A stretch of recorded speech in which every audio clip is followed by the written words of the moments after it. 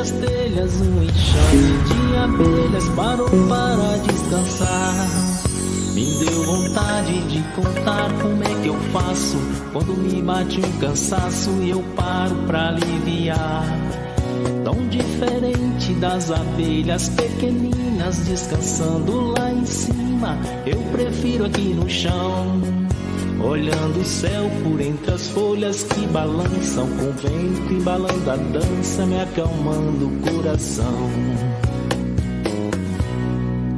Aqui eu nunca me aborreço e nem me zango. Bioma dos Curiangos é o nome desse lugar.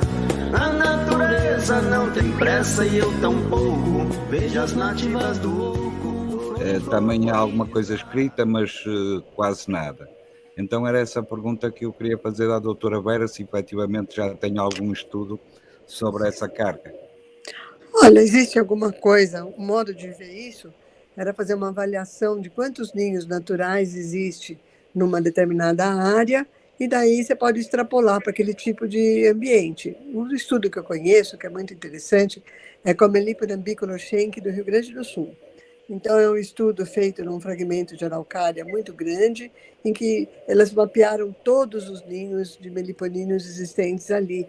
E foi muito interessante. Então, já sabe que num hectare tem tantos ninhos de Melipona bicolor-schenck, que é uma abelha linda, grande também. Ela gosta de árvores frondosas, né, como as melíponas geralmente gostam, embora algumas usem um tronco muito mais fino para fazer, mais troncos compridos, finos. Então, eu posso te mandar o trabalho, né, para você ver. É escrito em português, é um trabalho muito bom, muito interessante, e ele é monitorado continuamente. Então, quantos ninhos de melípona, quantos ninhos de trigono naquela área, que é um fragmento mantido por uma família há muitos anos, e embora seja um pessoal muito simples, mas o patriarca não deixava cortar nenhum ninho, nenhuma árvore que tivesse abelha. Então, durante mais de 100 anos, a área se manteve, porque os filhos também não cortaram, e a árvore, há muitas árvores que têm ninhos de abelha sem ferrão, de abelhas grandes, né? Então, esse é um dos estudos que eu conheço. Aí na Bahia, no litoral da Bahia e do sul da Bahia, tem uma tese da Marisa, que foi aluna do Mauro Ramalho, acho que talvez você conheça, Generosa. Ela também fez uma análise de quantos ninhos tinham numa reserva acho que de uma empresa. Ela fez aí na Mata Atlântica qual que era o número de ninhos de melíponas cutelares dessa região que existe. Mas eu vou ver exatamente o que tem. Eu sei que depende da espécie, você pode ter mais ninhos ou menos ninhos. Então, essas espécies que chameiam muito, elas não têm tanta... Elas pegam qualquer coisa, né? Ou senão elas têm a capacidade de escolher as melhores plantas, têm uma boa possibilidade, como é o caso das escaptotrigonas, por exemplo, que podem viver muito bem em vários lugares diferentes. Mas essa observação de quantos por hectare vai depender muito da riqueza do lugar, né? Se é uma borda de mata, que geralmente tem mais bicho do que parte do interior da mata, mas há alguma bibliografia. E eu vou mandar para você também, Generosa, algumas coisas que eu conheço sobre as abelhas do Pará, que talvez sejam úteis na sua identificação, aí, né, que eu já me preocupei com isso, e muitos trabalhos que foram feitos lá naquela região pelo grupo do ITV. Então, na verdade, essa questão da capacidade de carga é para a gente prestar atenção, nós temos que construir esse dado para cada região. Temos que construir. É importante uma metodologia de como fazer isso. Estou pensando nisso, sabe, para poder passar para vocês uma sugestão de metodologia de capacidade de carga. Mas precisa, sabe? Agora, lugar que tem muito eucalipto, como é o caso de vocês aí, o eucalipto dá um fôlego bom para a criação das abelhas. Toda espécie de meliponino gosta de mirtácea, gosta de eucalipto, né? Agora, os eucaliptos variam. Tem uns que produzem o mel melhor, outros o mel pior, uns o pólen com mais proteína ou menos proteína, mas todas elas são muito apreciadas e ajudam na multiplicação dos ninhos, na reprodução dos ninhos. Mas vocês devem ter visto nos seus meliponários que tem abelha que coleta mais pólen e pouco mel, e tem colônia que coleta muito mel e pouco pólen. Vocês já repararam nisso? Tem. Sim, Então, com essas certeza. são Há uma famílias, diferenciação muito grande entre uma muito colônia grande. e outra. Então, e daí são famílias. Se o seu interesse é você produzir pólen e para abelhas para polinização, colônias que produzem muito pólen são muito populosas. E as colônias geneticamente que favorecem para a coleta de muito mel é outro, é outro, é outro atributo que aquela colônia tem. Ela tem essa genética de produtora de mel. Então, você tem que separar as duas. Na hora de você multiplicar e tudo, você tem que separar. Sabe? Ou fazer uma fecundação controlada na caixinha da rainha, quando for separar. Mas existem técnicas especializadas, e isso a Gena pode mostrar para vocês aí direitinho como é que faz. Né? E o pessoal lá de Viçosa faz isso muito bem. Eu sei que eles ajudam vocês aí no Espírito Santo. Então, tem essas diferenças, né? E vocês precisam olhar. E acho que esse é um assunto que eu sugiro que a gente olhe com mais cuidado à medida que a meliponicultura multiplica a olhos vistos. Tem muito meliponicultor. Então, como fazer com que seja bom para todo mundo? Né? Se eu quiser resina, por exemplo, quais são as plantas que dão origem à melhor resina? Que tipo de resina? Onde eu tenho isso? Então, todas são situações que podem nos ajudar a fazer uma meliponicultura mais interessante. Mas aproveitando, doutora Vera, já que a senhora vai mandar o trabalho para o Vieira aí... Eu mando para você, Adair. Manda para mim também, por favor, que eu coloco no acervo da Ana, e aí fica disponível para os associados, tá? Tá bom. Seria muito se ela mandasse para mim, tá? Pois não, eu mando sim. Amanhã eu mando. Essa questão que a professora Vera coloca a respeito da seleção de genótipos, é muito importante. É uma questão, eu falo isso sempre no início dos cursos, é uma questão, assim, fundamental quando você define o que você quer em relação à produção, né? Então, existem genótipos, como ela bem colocou, para a produção de pólen, outro genótipo para a produção de mel, outro que coleta mais resina. Isso é fundamental, senão você não vai conseguir ter produção nenhuma. Você quer produzir mel, aí tem um genótipo que só coleta resina, a maioria é resina. Aí não vai ter produção de mel. Então, essa observação é fundamental. Muito bem colocado isso aí por ela. Esta pesquisa que eu iniciei prende-se com outra situação, doutora Vera. É o seguinte, eu estou a fazer um trabalho que será para apresentar no final do curso que estou a fazer, e eu pensei exatamente na questão do reflorestamento e a necessidade de, conjuntamente com ou conforme o andamento desse reflorestamento, ser acompanhado pela reposição também de abelhas nativas, de enxames de abelhas nativas.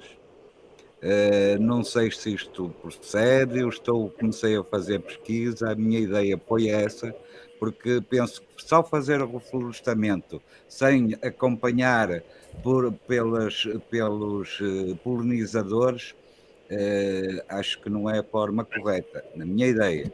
E daí começar a pensar e começar a pesquisar exatamente sobre a necessidade que terá a densidade arbórea de determinado espaço para uma quantidade X possível de enxames de abelhas. Até por outra questão também que está conjunta, que é a questão das apes, da ocupação do pasto melífero, da colheita do pasto melífero pelo excesso de apes, como já em alguns estados está a acontecer. Daí a razão de eu ter pensado neste estudo, estar a aprofundar pesquisas para efetivamente ver se vou avançar com ele ou se tenho possibilidade e conhecimento suficiente para avançar com ele ou não. Era isso, doutor. É um projeto grande, mas importante. Precisa anotar tudo e analisar os dados. E em relação aqui ao Espírito Santo, não mais nada. Já aqui já é muito. Já é muito.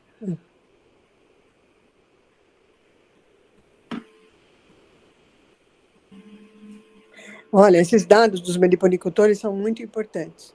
O seu Paulo Menezes, que era um meliponicultor maravilhoso lá de Mossoró, faleceu agora há pouco tempo, ele tinha um dado, ele tinha mais de 10 anos de coleta de anotações do mel, do pólen, de quem enxameou, de qual divisão ele fez e tudo. E a partir desses dados, foi feito um trabalho muito interessante que me mostrou exatamente, tem no livro da Jandaíra, que mostra exatamente o que rende mais, né? Se é, o que rende, na verdade, se eu divido, o que eu devo dividir a colônia, uma colônia dividida, quantos anos ela vai demorar para ela produzir a mesma coisa que a colônia mãe forte? Sabe? São dados importantes para cada espécie que a gente pode ter. E lá está exatamente como foi feito isso a partir das anotações dos meliponicultores. As anotações são fundamentais, porque elas são locais, né? E é a partir disso que se faz um trabalho desse tipo. É isso. É sempre a união do empírico com o científico, né? O científico vai se basear nos trabalhos empíricos que são feitos pela maioria dos antigos, ou das experiências, não é isso, doutora Vera? É isso mesmo. É a junção da ciência com o dia a dia do meliponicultor, né? Então, porque cada história que o meliponicultor pensa ou fala, ou um colega fala, por isso que é um congresso, ouvir uma live é interessante. Porque você ouve uma coisa, daí você tem uma ideia. Vamos verificar se isso pode ser feito dessa forma, dessa outra forma. E realmente, a partir disso, a gente cresce, né? Porque há sempre o interesse em aprender mais, né, Generosa? A gente sempre tem esse interesse em ouvir, em dar uma opinião, olhar. Eu virei muito palpiteira, vocês me desculpem, mas é que eu gosto muito desse assunto e eu acho que é muito importante que a gente ouça, né? A gente aprende uns com os outros, eu acho muito importante. Verdade, verdade.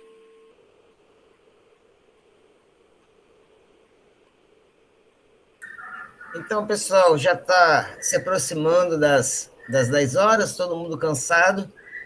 Gena, hoje foi assim, correria. A gente está desde 7 horas correndo, teve evento pela manhã. Foi a terceira exposição de abelhas, uma exposição virtual. Foi bem legal, mas bem cansativo. Mas foi muito bacana, né? Aí eu quero aproveitar aqui para agradecer muito, doutora Gena, foi maravilhoso. Assim, o 5º aniversário, né? A gente está completando 5 anos. Nossa associação, e foi bom demais, foi linda a sua presença aqui, que vamos ver como vai ficar agora a tendência com a vacinação, voltar às atividades serem presenciais, mas foi tão boa essa época aqui, né, que a gente passou virtual, que a gente vai pensar numa maneira de ou manter, nem que seja com menos frequência, esses encontros, tem vindo muita gente boa nos nossos encontros, ou tentar algo híbrido, mas vamos ver. Obrigado, Gena, muito obrigado. Obrigado, Vera, também por ter vindo, ter participado, a todos os presentes. E, doutora Gena, fica com você aí as últimas palavras, as últimas considerações, para a gente poder caminhar para o encerramento. Tá. Só eu que agradeço, porque é muito importante essa conversa, esse bate-papo, essa troca de opiniões, de ideias. Foi muito boa a presença da professora Vera aqui, que é uma cientista assim, muito renomada, que ela é uma das que a gente sempre citou nos nossos trabalhos, sempre viu tudo que ela escreveu, contribuiu para a ciência aqui do país, e foi muito bom encontrá-la aqui. Eu agradeço vocês por terem me convidado, né? Eu fico muito grata, porque todo lugar que eu ando nesse país, o pessoal tem um carinho muito especial por mim, sou muito grata por isso. Gratas abelhas, gratas a vocês todos que me convidam, e eu estou aqui à disposição. Gosto demais de trabalhar com o povo, gosto demais de extensão, e estou aqui com vocês para o que vocês precisarem e eu puder ajudar, estou aqui. Adailton, você quer dar umas palavrinhas de encerramento também? Eu estava digitando aqui no chat, né? Mas eu estava botando aqui que a AME está imensamente agradecido, né? Pela sua presença, Gena, também a doutora Vera, que abrilhanta aí a nossa live, né? E dizer, Gena, nós contamos com você aqui presencialmente, porque você é muito querida aqui no nosso estado, você tem um trabalho muito, muito interessante em toda a cadeia das abelhas, em toda a cadeia da meliponicultura, né? Então, a gente espera poder contar com você aqui num futuro próximo, né? No momento que essa Covid sair daí e a gente poder respirar um pouco melhor, né? E até nem precisar usar máscara para tudo quanto é lado que a gente vai, né? Eu fico, meu Deus do céu, isso aí me agonia, né? Mas, com graça de Deus, a gente viu aqui no Estado, vamos dizer assim, que tivemos mas muito poucos amigos que foram afetados por essa pandemia, né? Que a gente viu que se cuidaram, né? E que a gente permaneça aí se cuidando nesse momento até que ela passe, tá? Vamos respeitar um pouco essa pandemia, porque ela trouxe ensinamentos para a gente, sabe? Ela criou o distanciamento, mas, por outro lado, nos fez ficar mais unidos na esperança, na solidariedade. Isso, eu acho que fez um pouco a gente, como ser humano, crescer também, sabe? Ela não foi só maléfica, não. Ela teve seus benefícios por outro lado, né? Então, eu só gostaria de dizer muito obrigado e felicidade para todos. Vamos continuar nos cuidando, como a gente coloca lá no cartazinho, né? A vacina está chegando, mas vamos continuar fazendo o nosso distanciamento, vamos nos cuidar. Tá? E permita-me, Adailton, só acrescentar... Aproveito só para dizer o seguinte, eu não tinha combinado nada com você não, tá, Vera? Jana? Mas eu vou aceitar a sua incumbência aí de se aparecer algum que é interessado aí. Até segunda-feira, dê o nome para Adailton, quem estiver interessado na viagem do México.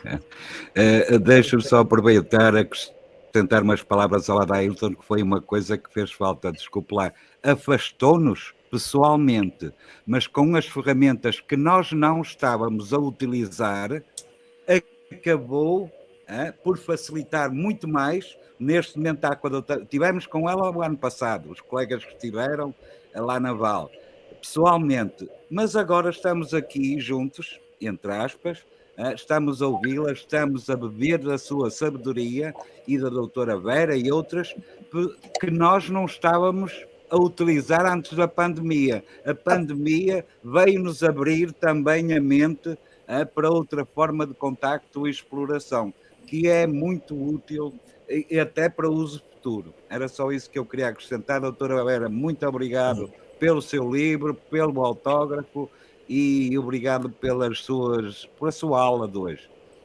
A gente vai aprendendo a usar esse negócio de tecnologia na marra, né, Mota? Isso aí, mas obrigou-nos a fazer isso, nós não estávamos a explorar, era só físico, tinha custos, mais custos, custo para um lado, custo para o outro, e não conseguíamos. Assim, temos a grata satisfação de ter pessoas cientistas connosco, como temos tido, felizmente, nas nossas palestras, com um valor extraordinário.